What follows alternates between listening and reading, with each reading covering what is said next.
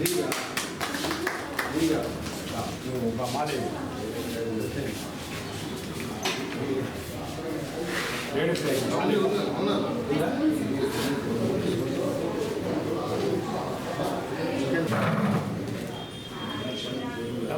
జనార్దన్ దగ్గర ఫోటోస్ పక్క రావాలి.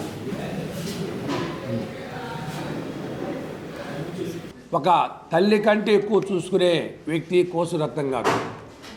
ఒకరోజు నటించవచ్చు, 2 రోజులు నటించవచ్చు, కానీ 21 సంవత్సరం నుంచి సేవ చేస్తూ సమాజానికి ఒక ఆదర్శమయ్యాడు. వారు కష్టానికి గుర్తించి అనేక అవార్డు వచ్చినాయి. ప్రతి కంట్రీ కూడా బ్యాంకాకు, దుబాయి ప్రతి వాళ్ళు పిలిచి గుర్తించి ఈయన నిజమైన సేవ చేస్తున్నాడు అనే ఉద్దేశంతో ఎక్కడ కల్మషం లేక తను ఏం భోజనం చేస్తున్నాడో అదే భోజనం వృద్ధులు పెడుతున్నాడు.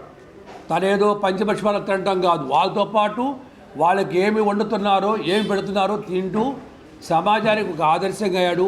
ఈరోజు మీరు గొలవబడికి వెళ్ళండి, వృద్ధులు చూస్తారమా కుర్రోళ్ళు చూస్తారా ఎవరికి కూడా ముడతలు కూడా ఉండవు. అంటే అంత పర్యవేక్షణ చూసుకుంటూ కంటి రేపలు కాస్తున్న కోసురత్నం గారికి అవార్డ్స్ నిజంగా ఇవ్వాలి. అందరూ కూడా ఆయన కష్టాలు గుర్తించి అందరి సహాయం చేయని కోరుకుంటున్నాం. మాకు ఇప్పుడు కూడా 25 కళా సంఘాలు ఎప్పుడు సపోర్ట్ చేస్తాయి. నెల్లూరులో మీరు చాలామంది చూస్తున్నారు, నెల్లూరులో నీతి నిజాయితీ న్యాయంగా చేసే ఏ సంస్థ అయినా కూడా మేము సపోర్ట్ చేస్తాం. దీనికి విశాలాక్షి ఉద్దేశానికి మొదటి నుంచి కూడా సపోర్ట్ చేస్తూ 2004 ఆశ్రమం ప్రారంభించాము.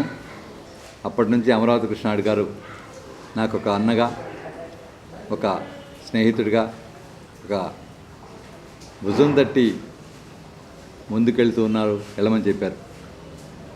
వారు ఆ రోజు నుంచి ఈ రోజు వరకు కూడా ఎన్నో విషయాల్లో ఎన్నో సందర్భాల్లో సహాయ సహకారాలు అందిస్తూ విశాలాక్షి ఆశ్రమాన్ని ఆదరిస్తూ కాపాడుతున్నారు.